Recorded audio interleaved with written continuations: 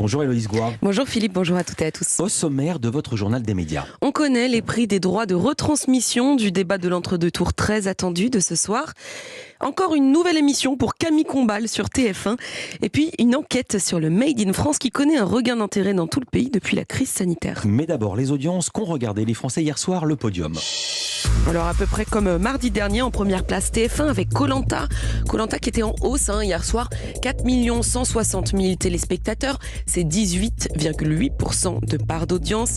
En deuxième place, c'est toujours France 3 avec sa série policière Face à Face. 3 984 000 téléspectateurs étaient devant ce final de la saison 1, c'est 17,8% de part d'audience. Et puis en troisième place, loin derrière, France 2 avec la série documentaire Méditerranée, l'Odyssée pour la vie. 1 523 000 téléspectateurs, c'est 6,8% de part d'audience. Et puis à noter aussi un bon score pour TMC. Le nouveau documentaire de Martin Veil sur la guerre en Ukraine a attiré 867 000 téléspectateurs, c'est 3,8% de part d'audience. Et puis demain on aura les audiences avec le deuxième, troisième, quatrième, parce que le premier, ce sera le débat. Europe 1 Culture Média. C'est le rendez-vous événement de la présidentielle.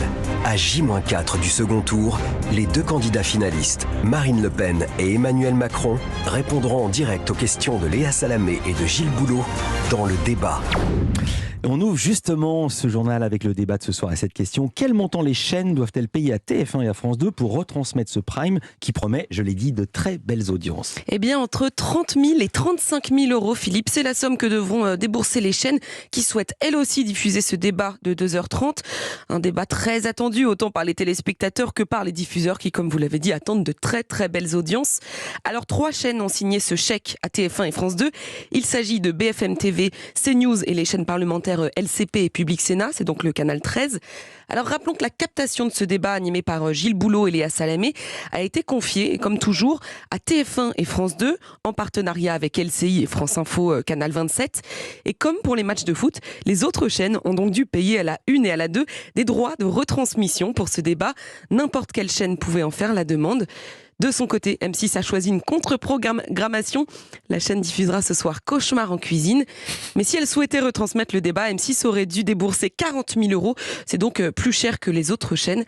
En tout, le débat sera donc diffusé en direct sur 7 chaînes à la télévision. Et du côté d'Internet et de la radio, comment ça se passe au niveau des droits de retransmission? Eh bien, si vous n'êtes pas devant votre télé ce soir, vous pourrez également regarder le débat sur Twitch ou l'écouter à la radio. Sur Twitch, plusieurs créateurs de contenu très suivis comme Jean Massé, Hugo Décrypte, Sardoche ou encore Samuel Etienne proposeront sur leur compte cet échange décisif entre Emmanuel Macron et Marine Le Pen. Et contrairement aux chaînes télévisées, ces Twitchers pourront, s'ils le souhaitent, commenter ou fact-checker en direct ce débat. Pour obtenir ces droits de retransmission, chacun d'entre eux a dû payer entre 1 500 et 2 000 euros. Et du côté de la radio, notre antenne Europe 1 a également prévu de diffuser en intégralité ce débat de l'entre-deux tours. Mais cette fois, aucun droit de retransmission n'a dû être négocié en amont, puisque le signal est gratuit pour une diffusion sur les ondes. Je rappelle que le coup d'envoi du débat de ce soir sera lancé à 21h. Dans l'actualité également, TF1 qui annonce que Camille Combal sera bientôt à la tête d'un autre nouveau programme télé. Et oui, c'est vraiment son année. J'espère qu'il prend de la vitamine C parce qu'il a intérêt à être en forme. En plus d'animer les émissions Masked Singer, Welcome Back et bientôt Stéréo Club, vous savez, la version française du jeu musical de Jimmy Fallon. On en parlait hier. Absolument. Camille Combal va animer un tout nouveau programme intitulé Et alors ? Il s'agit de cette fois-ci d'une création 100% française qui est présentée par TF1 comme un comedy game show. L'objectif de cette émission diffusée en deuxième partie de soirée est d'en apprendre plus sur le comportement des Français et sur leurs habitudes, mais aussi sur vous-même. Alors ça reste assez mystérieux, mais le communiqué de TF1 publié hier n'a pas tellement donné plus de détails. En revanche, on connaît déjà le slogan de ce programme, je cite, « Il n'y a pas de honte à être comme tout le monde ». La première de l'émission sera diffusée mardi 10 mai prochain à 23h10, c'est-à-dire juste après Koh-Lanta. Et on reste dans la production française avec un nouveau numéro du magazine Réseau d'enquête, magazine de France 3, qui s'intéresse cette fois au Made in France. Et oui, le sujet n'est pas nouveau, mais depuis la crise sanitaire, la consommation et donc la production des produits fabriqués en France explose.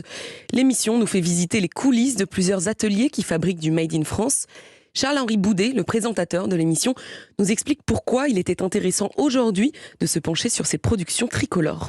Je ne sais pas si vous avez remarqué, mais quand on va au supermarché ou quand on va faire les courses, près de chez soi, on voit sur les façades des vitrines des drapeaux français, on voit sur les produits dans les supermarchés, sur les emballages, le drapeau français, il est omniprésent. Il y a 10 ans, on ne le voyait pas. Aujourd'hui, les entreprises ont compris qu'il y avait un intérêt économique, un intérêt marketing, mais aussi un intérêt pour le consommateur. Donc, on se rend compte, en fait, en poussant la porte des entreprises, que ça tourne à plein régime et que le Made in France a vraiment la cote aujourd'hui. En fait, avec cette crise sanitaire, on a été confinés. On s'est rendu compte qu'on n'avait pas forcément besoin d'avoir des produits de l'autre bout du monde pour continuer à vivre comme on le faisait avant, mais que parfois, il fallait se tourner vers la petite boutique du coin ou l'entreprise locale. Et les gens ont commencé à comprendre qu'il y avait un intérêt de faire travailler les producteurs locaux, les fabricants locaux, les marchands locaux. Alors, je ne sais pas si vous le saviez, Philippe, mais j'ai appris dans ce documentaire que la Normandie est le premier producteur de lin au monde.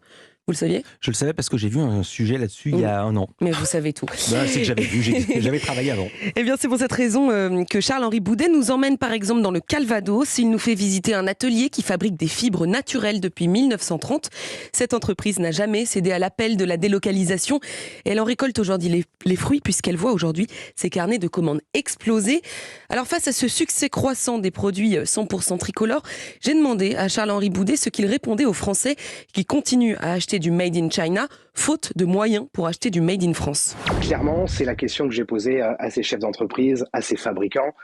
Comment rivaliser, comment concurrencer le Made in China, les pays asiatiques. Aujourd'hui, ils n'ont pas la réponse. Ils ont dit on ne pourra jamais arriver à des mêmes niveaux de prix. Alors effectivement, mettre 90 € dans un pull fabriqué en France, c'est pas donné à tout le monde, mais l'argument, eux, c'est de dire que regardez nos produits, on peut les user, on peut les garder pendant plusieurs années, ils sont réparables, on peut les laver, la maille, si c'est un pull, ne va pas se détendre. Par exemple, ça c'est l'argument. Là, c'est gagnant puisque au final, le consommateur aura dépensé moins. Made in France, de la parole aux actes. Cette enquête est diffusée ce soir sur France 3 à 23h10, donc juste après le débat de l'entre-deux tours. Et il est aussi déjà disponible sur France.tv. Et on termine ce journal avec Netflix. La plateforme de streaming connaît quelques difficultés. Moins 200 000 abonnés, c'est la baisse que déplore Netflix pour le premier trimestre de l'année. C'est une première pour l'entreprise depuis 10 ans. Cette entreprise recense près de 222 millions d'abonnés dans le monde. Cette décroissance a forcément de lourdes conséquences. Suite à cette annonce hier, le titre de Netflix a chuté de 25%. De 25% pour 200 000 abonnés en moins. Oui, parce que l'une des raisons de cette baisse du nombre d'abonnés, c'est la suspension de Netflix en Russie. Dans son communiqué de résultats, l'entreprise californienne précise que la diminution progressive du nombre d'abonnés payants russes a entraîné une perte nette de 700 000 abonnements.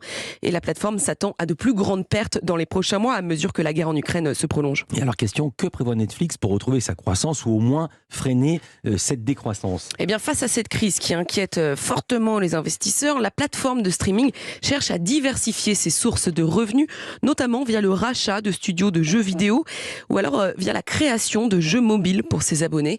Netflix envisage également de proposer des abonnements moins chers mais avec de la publicité d'ici 1 ou 2 ans. Merci beaucoup Héloïse Goua. Toutes ces infos à retrouver non pas dans 2 ans mais dans la newsletter média. C'est gratuit, c'est sur europe1.fr. À demain Héloïse pour un nouveau journal des médias et on se retrouve tout à l'heure. On va parler de votre indispensable série. Il sera vers 10h30, 10h40. À tout à l'heure Philippe.